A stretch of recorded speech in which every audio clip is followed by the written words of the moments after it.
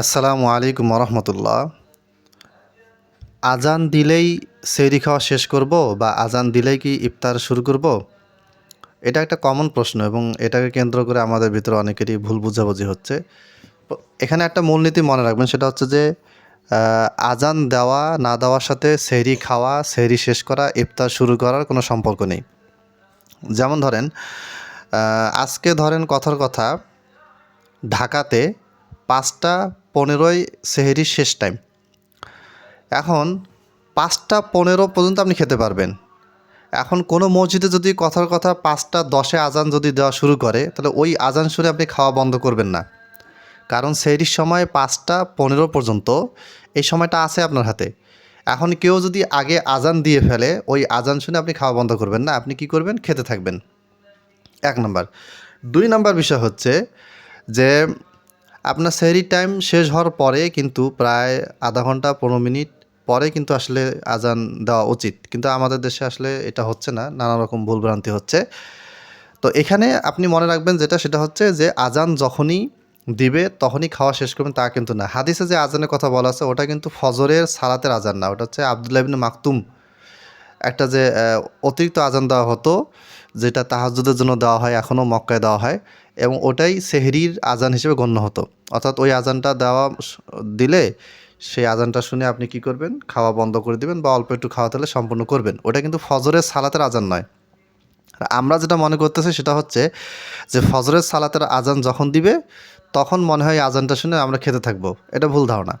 তো যাই হোক, আপনি আজানের বিষয়টা টোটালি বাদ দিবেন। আজান কয়টায় হলো, কয়টায় আজান শুরু হচ্ছে, কয়টায় আজান শেষ হলো, এই দিকে আপনি মনোযোগ দিবেন না। আপনি যেটা করবেন সেটা হচ্ছে যে নির্ধারিত সময় কোনটা। যদি 5টা 15 যদি শেষ টাইম হয়, তাহলে আপনি 5টা 15 মধ্যেই খাওয়া শেষ করবেন, এর ভিতরে আজান দিক বা না দিক। যদি 5টার সময় যদি কোনো মসজিদে ভুল করে আজান দিয়ে দেয়, তো ওইটা শুনে আপনি খাওয়া বন্ধ করবেন না, কারণ আপনার 5টা 15 পর্যন্ত কী আছে? সময় আছে, বা 4টা পর্যন্ত সময় আছে, বা যেই দেশে যেই সময় আছে আর কি। এখন আজান আজান শেষ হয়ে গেলে যদি খাওয়া যদি বন্ধ করতে হয়, এটা যদি হয়ে যায়, এখন আপনি যে এলাকায় আছেন সেই এলাকায় একটা মাত্র মসজিদ আছে কথার কথা, এবং সেই মসজিদে রাত 3টার সময় আজান দিয়ে দিল, বা রাত 2টার সময় ভুল করে আজান দিল খতিব সাহেব বা ইমাম সাহেব, মুয়াজ্জিন সাহেব ভুল করে আজান দিয়ে ফেলেছে, তাহলে কি রাত 2টা আপনি খাওয়া বন্ধ করবেন? বা রাত 2টার পরে আপনি 3টার সময় উঠে দেখবেন যে ওফ আজান তো দিয়ে ফেলছে, তাহলে তো আর খেতে পারবো না। এই বিষয়টা কিন্তু তখন ওরকম হয়ে যাচ্ছে যদি আপনি আজান দেওয়ার উপরে আপনি ডিপেন্ড করেন।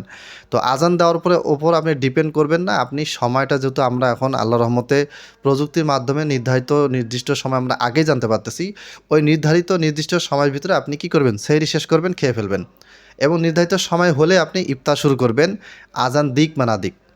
যদি এমন হয় যে আপনার সেহরির টাইম, আপনার ইফতারির টাইম হয়ে গেছে হলো 6টা 4 বা 6টার সময় ইফতারির টাইম শুরু হয়ে গেছে, আজান দিল মনে করেন 6টা 15, তাহলে কি আপনি 6টা 15 ইফতারি শুরু করবেন? না, আপনি 6টার সময় শুরু করবেন। অথবা দেখা গেল যে 6টার সময় আপনার ইফতারি টাইম নির্ধারণ করা আছে, কিন্তু ভুলক্রমে মুয়াজ্জিন সাহেব কী করলো? আজান দিল হচ্ছে 5টা 50, তখন কিন্তু সে ইফতার করা যাবে না, কারণ আপনার সূর্যাস্তের টাইম 6টা, এই 6টার সময় আপনি করবেন। তাহলে আপনার সূর্যাস্তের সময় এবং ফজরের পূর্বে সেহরি খাওয়ার যে শেষ সময় যেটা নির্ধারিত আছে, এই সময়টাকে আপনি খেয়াল রেখে খাওয়া শুরু করবেন। আজানের সাথে আপনার খাওয়া শুরু করা, শেষ করা, সেহরি শুরু করা, সেহরি শেষ করা, ইফতার শুরু করা, ইফতার শেষ করার কোনো সরাসরি কোনো সম্পর্ক নেই।